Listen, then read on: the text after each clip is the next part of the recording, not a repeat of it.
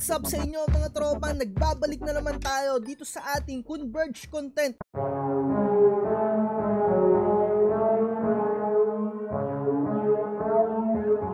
May nag-comment lang sa atin dito. Shoutout lang natin si Raymond Ayagan 1894. Sabi niya dito, boss, okay ba hintayin disconnected? Hindi naman pangalan daw sa kanya yung pinaka-billing. And ang gusto daw niya, magpapakabit daw sa pangalan niya. Okay po ba yun? Mga tropa, lahat ng babanggitin ko dito ay base lang sa experience ko. At etong katanungan niya, no, sabihin na natin eto yung mga pinagbabawal na technique na talaga namang may mga gumagawa rin talaga na mga ganitong strategy. At ang masasabi ko kung okay lang ba yan, nasa sayo na talaga yan mga tropa. At ang sasabihin ko lang sa inyo, no, yung mga nalalaman kong experience sa mga ganyang bagay. Sa totoo lang, may mga gumagawa talaga ng ganyang galawan na hindi na nila babayadan yung pinaka-bill nila or hindi sa kanila nakapangalan, let's say sa tropa, sa pinsan, or sa kapatid, and aantayin na maputol. Hindi nila babayaran yung certain months na ginamit nila yung internet, let's say umabot ng 3 months tapos mapuputulan, and magpapakabit sila ng panibago na internet connection na sa iba naman na pangalan. To tell you honestly, nangyayari talaga yan. Pero mga tropa sa mga taon na ganito, sa tingin ko yung mga internet service provider,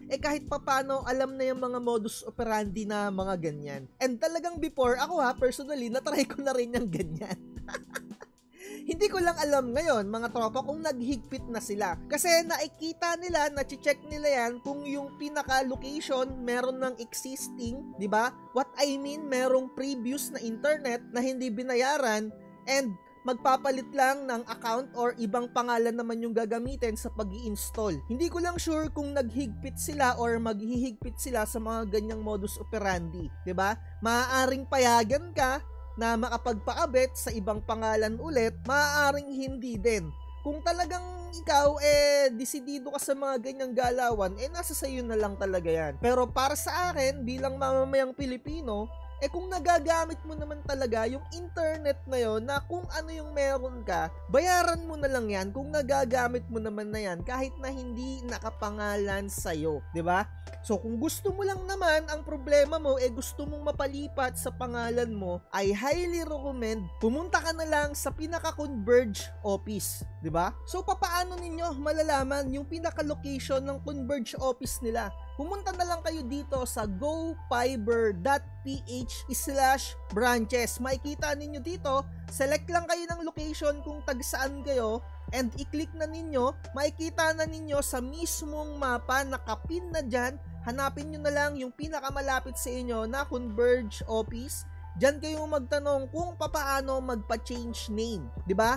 Kung ayan lang naman talaga yung pinaka-problema mo na kung gusto mo lang talaga na nakapangalan sa'yo. Or else, gagawin mo pa rin yung pinaka-modus operandi na hindi mo babayaran yung dating account kasi para syempre, alam naman natin, aminin natin sa hindi. Para kahit papano nagamit natin yung internet na hindi natin binabayaran. At syempre, mapapalipat na sa pangalan mo kung magpapa-open ka ulit to the another account. Diba? Nasa sayo na yan kung gagawin mo yung modus operandi na yon. Pero syempre kung nagamit mo naman yung pinaka-internet na yon, bayaran mo na lang tol, bayaran mo na lang tropa, diba?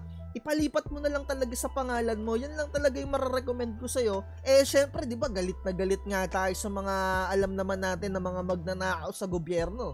Diba? Tapos ikaw, gagawin mo pa yung mga modus operandi na yan na gusto mo lang naman na nasa pangalan mo, yung pinaka-billing mo. So, ang pinaka-recommended ko talaga sa mga makakapanood ng video na to, pumunta na lang kayo sa office ng Converge, diyan kayo magpalipat ng pangalan, kung papaanong procedure yung may re-recommend sa inyo, or tumawag na lang kayo sa Converge hotline sa kanilang Click to Talk. Sobrang dali lang naman makatawag dito no? Converge Click to Talk. Make sure lang na maaga kayo tatawag dito. Let's say around 9 AM or 10 AM ng umaga. Napakadali lang yan. I-click nyo lang to. Gagawa na lang tayo ng separate video kung papaano tumawag sa Click to Talk 2025 version or siguro 2026 na lang natin nagawan kasi matatapos na yung pinaka-taon, 'di ba? para syempre hindi na kayo ma-hassle pa kung pupunta pa kayo dito sa pinaka-branch. Pero syempre, kapag ka tumatawag kasi kayo dito sa Click to Talk, matagal yung procedure dito eh. Sa totoo lang ha, sa experience ko, kapag ka meron kayong mga reklamo through email, ang tagal. Kaya kung gusto nyo na kaagad ng agaran na solusyon, pumunta kayo sa office nila at ipalipat na lang ninyo sa pangalan ninyo yung existing, kung ano mang pangalan yung nakalagay dyan sa existing mong connection. Huwag mo nang gawin yung mga modus operandi nung mga unang panahon ba, di ba? Syempre, galit na galit nga tayo sa mga magnanakaw eh, gagawin mo pa yung ganyan, naaantayin mo pang mapa-disconnect, and sabihin naman natin na para hindi mo rin naman talaga mabayaran, di ba? Aminin na lang natin sa hindi, na ayaw mo lang talaga ding bayaran yung pinaka nagamit mo na internet, kaya antayin mo na lang na mapaputol, di ba? So, sana sundin mo na lang yung pinaka recommended ko talaga, na ipalipat mo na lang sa pangalan mo, at pwede naman talaga yon, diba? Kahit na nga anong mga account eh, kahit nga kuryente, tubig, pwedeng mapa-change name yan. So ayun lang mga tropa, siguro kahit papano nakatulong yung nabanggit ko na yon, at etong website na to, ilalagay ko na lang sa description, at etong Click to Talk, para naman hindi na kayo maghanap. So dito na lang natin tapusin yung content natin. Comment down below mga tropa kung meron pa kayong mga katanungan, at sana wag mong masamain tropa ha, yung suggestions ko sa'yo, kasi para sa'yo rin naman yan. Like, share, and subscribe. Bye-bye.